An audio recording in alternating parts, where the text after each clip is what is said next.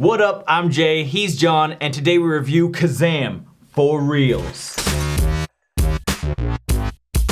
Directed by Paul Michael Glaser, starring Ali Walker, Francis Capra, and Shaquille O'Neal as Kazaam. This movie's about young Max who's down on his luck and beaten up by all the bullies in school and just needs a second chance. Lucky for him, he falls on a magical boombox that just so happens to have Kazaam, the coolest genie on the block. Now Max has to deal with Kazaam, figure out 3 wishes, and help his dad change his life. Now what's dope about this movie? First and foremost, it's Shaquille O'Neal being a fucking genie. Can I just say, he's the perfect genie. Spontaneous, you can't contain this.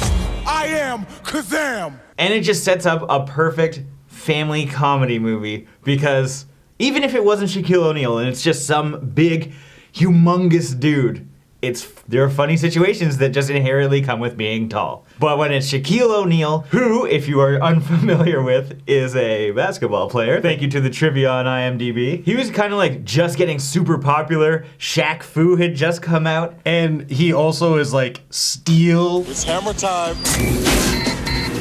What a magnetic personality. Everyone wanted a piece of Shaq. He was like the king of the world, like the best basketball player for like the Orlando Magic. He wanted to be an actor. He wanted to be a rapper. And you know what? He did both in this movie. Not only did he act, but he rapped. Watch it, boy.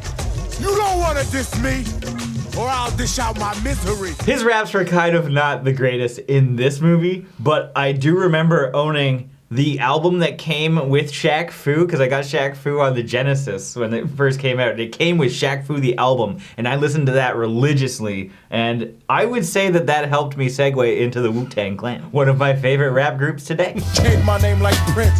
Punks be trembling. My name ain't Shaq no more. Call me Superman Emblem. Can you imagine they do a video game showdown, just like Shaq Fu versus Parappa the Rapper? I would love that. And we can also throw in some Def Jam Vendetta, because I think Ghostface was actually in those games. This ain't no vacation. You better hop back on the plane, bitch. Mixing rap in with any movie is great. I mean, sometimes it's super cringy, I get it. But when you have such songs as We Genie, you can't go wrong. I look to a bird and he says to me, and when the magic is over, we ain't men, we genie. Francis Capra plays Max. Max is just, he's a dickhead. He was the typical 90s kid at the time. And now we look at Francis Capra, we looked him up on IMDb, and holy shit has he changed. He went from like a knockoff JTT to someone who belongs in like a Vado gang in Sons of Anarchy or something. Like he's just a fucking Mexican gangster with teardrops and shit.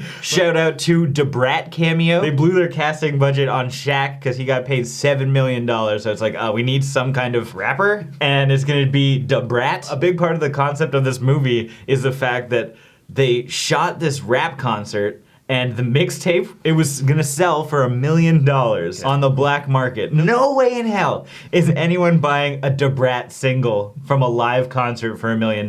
Yeah. Even at the peak of her career. How the hell did they pay $7 million?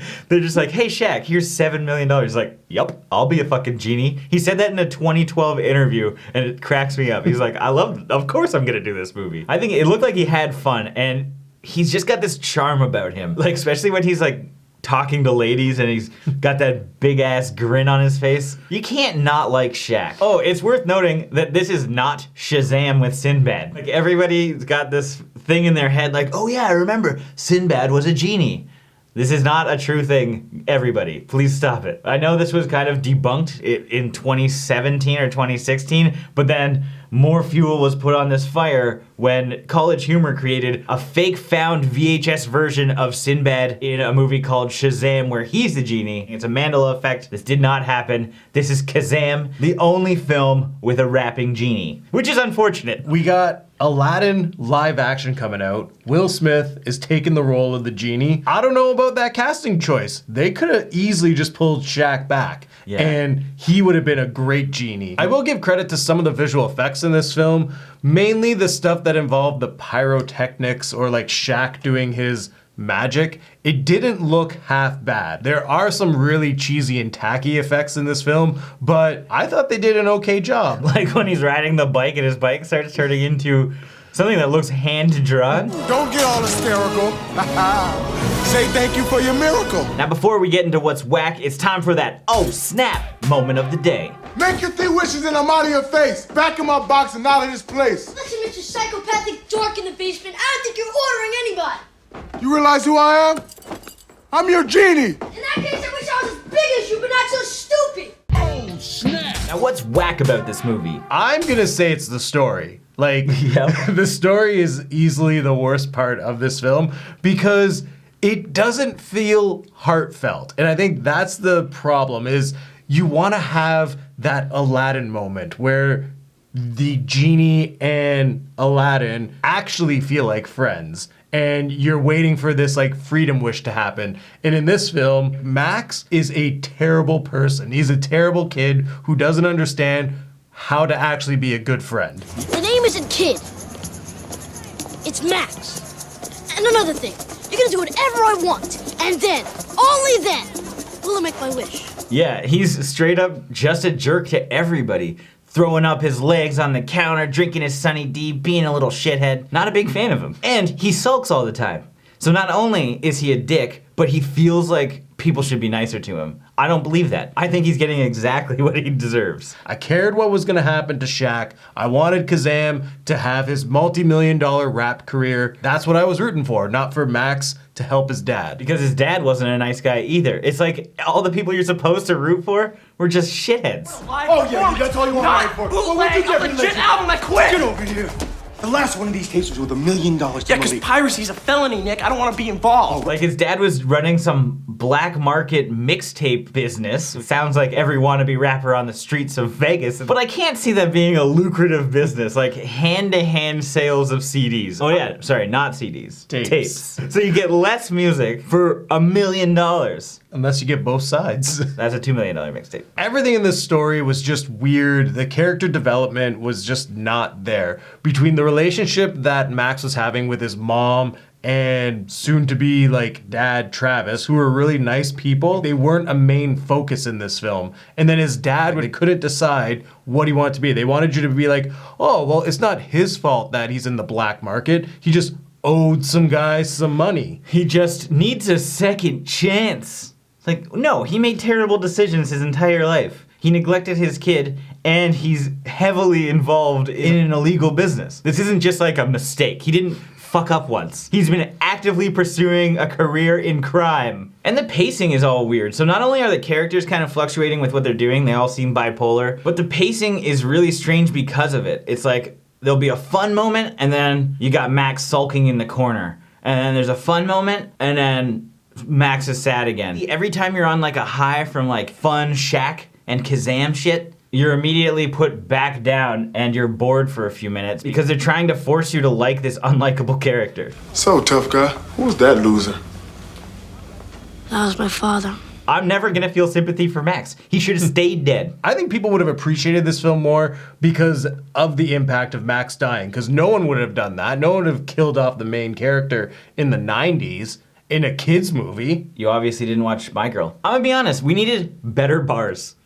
While there are a lot of rapping moments, the raps are not great. My name is Kazaam, I got the whole plan. So listen to the man, cause I'm the Sultan of Sand. Are you forgetting green eggs and ham? That didn't even rhyme with anything. And if you girls are hungry, let's green egg and ham it. Maybe just being stay over at my place and I'll make you breakfast in the morning, potentially. Well, you know who wrote all these? Starsky from Starsky and Hutch. I bet there was a lot of backlash because this is the last movie that he directed. Now it's time for the Lowdown. Kazaam was an okay movie. I really, really liked Shaq, and at the time, I was a massive Shaq fan. I was a huge fan of basketball. I always rocked my Patrick Ewings and my Magic jersey.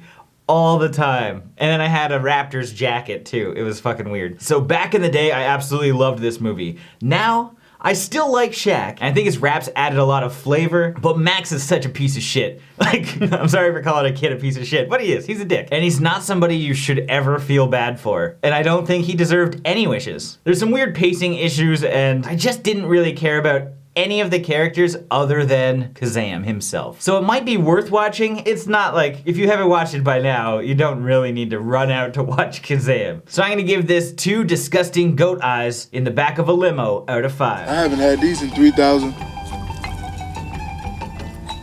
days.